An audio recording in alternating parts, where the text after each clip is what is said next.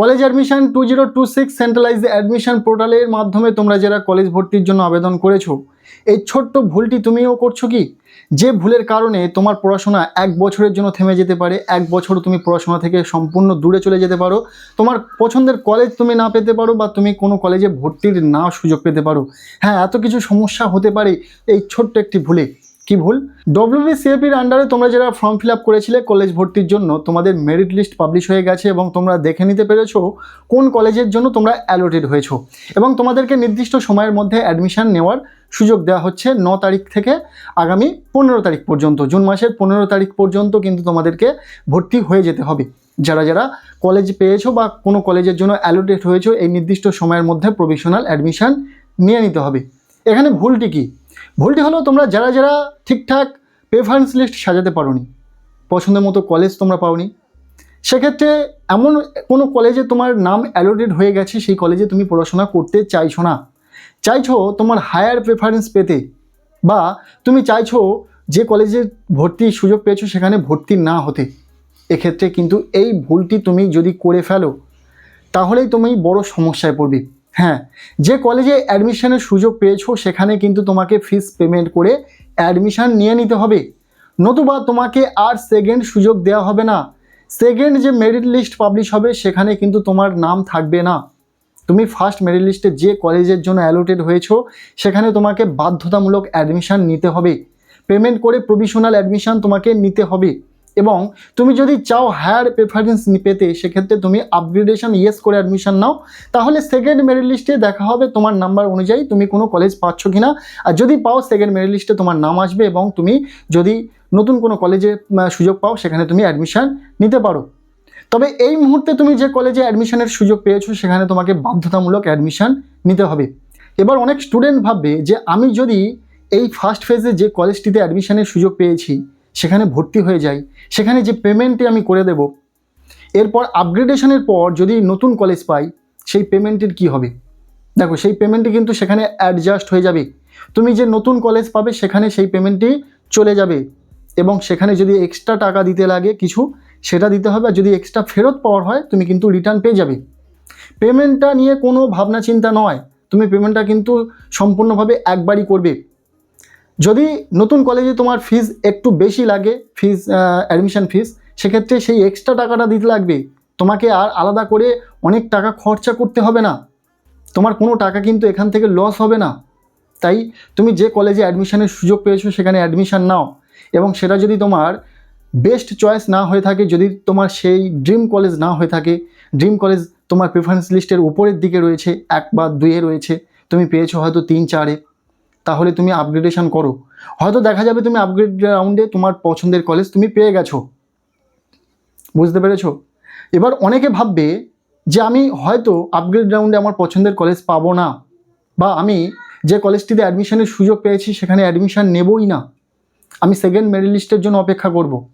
Second merit লিস্টে তোমার নাম আসবে না কোনোভাবেই। সেকেন্ড মেরিট লিস্ট অর্থাৎ আপগ্রেড রাউন্ডের যে মেরিট লিস্ট পাবলিশ হবে ফার্স্ট ফেজের, সেখানে তোমার নাম আসবে না।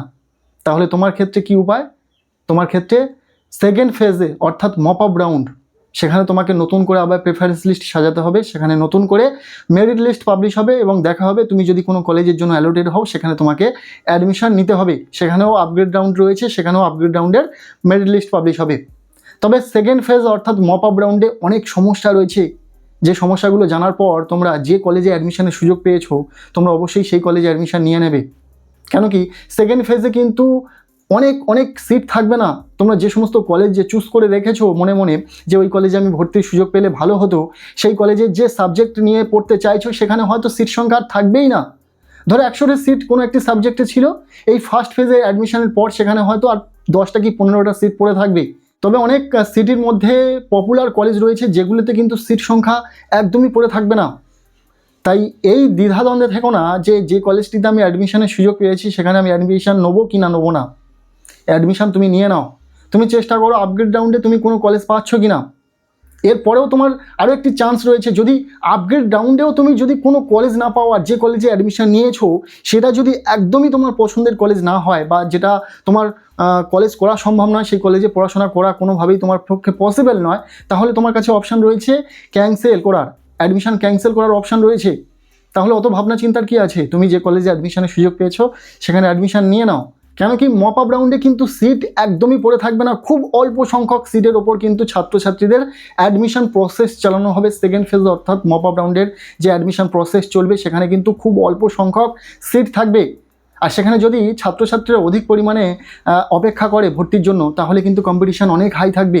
কম সিটের জন্য কম্পিটিশান অনেক হাই, বিষয়টা বুঝতে পারছো? তাই তোমরা যে কলেজে হয়তো ভর্তির সুযোগ পেয়েছো সেই কলেজটিতেও হয়তো ভর্তির সুযোগ পাবে না সেকেন্ড ফেজে।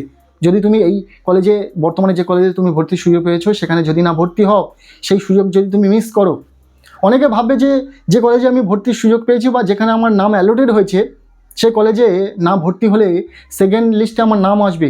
একদমই নয়, সেই কলেজে তোমাকে অ্যাডমিশন নিতে হবে, এই একটাই মাত্র লিস্ট।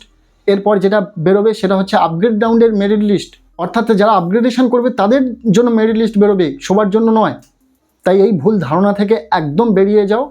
তোমরা যদি একদমই তোমাদের পছন্দের কলেজ না পাও, আর যদি আপগ্রেড রাউন্ডেও তোমাদের পছন্দের কলেজ বা ড্রিম কলেজ না পাও, সেক্ষেত্রে তোমার হাতে তো অপশান রয়েছে অ্যাডমিশন ক্যান্সেল করার, সেটাও তুমি করতে পারো তোমার মন যাই মতো। তাই এই ভুলটি তুমিও করো না। অনেক ছাত্রছাত্রী এই ভুলটি করে এবং সেকেন্ড ফেজ অর্থাৎ মপ আপ রাউন্ডে গিয়ে পছন্দের কলেজ তো দূরে থাক, যে কলেজটিতে সে অ্যাডমিশনের বর্তমানে সুযোগ পেয়েছে সেখানে হয়তো অ্যাডমিশন নিতে পারে না, সেই সুযোগ হারিয়ে ফেলে, সেখানে সিট সংখ্যা অনেকটাই কমে যায়। বিষয়টা বোঝার চেষ্টা করবে, আর বাকিটা তোমাদের ওপর।